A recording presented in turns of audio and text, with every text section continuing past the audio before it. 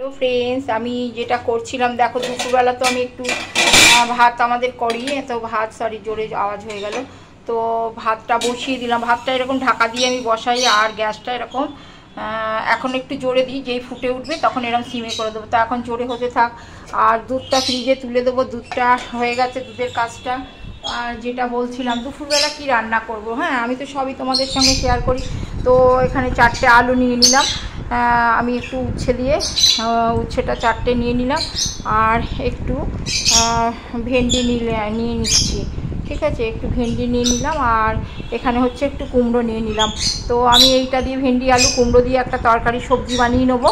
আর এই আদাটা কী করবো জানো তো, আর যেটা দেখানো ছিল সবটাই তো শিক্ষার ব্যাপার না, এই আদাটা তোমার ধুয়ে রাখবো ফ্রিজে, তাহলে এটা আমার সুবিধা হবে। তো এখানে আমার সবজি দিয়ে গেছে বাড়িতে, একটু উচ্ছে দিয়ে গেছে, কাঁকরোল, আর তোমার পেঁপে দিয়ে গেছে, একটু ঝিঙে, ভেন্ডি দিয়ে গেছে, পটল, টমেটো, বেগুন, আর লঙ্কাটাও একটা কাজ আছে, লঙ্কাগুলো বোটা ছাড়িয়ে একদম আমি খানিকটা রেখে দেবো, এটা ফোড়নের সময় ফোড়নে তখন চিড়ে দিতে হয়, আর বাদবাকিটা বেটে রাখবো। আমি বেটে তো লঙ্কা রাখি জানো। তো এটাই ছিল আমার আজকের ভিডিও। তো আমি চলো এর পরের ভিডিওতে আসছি।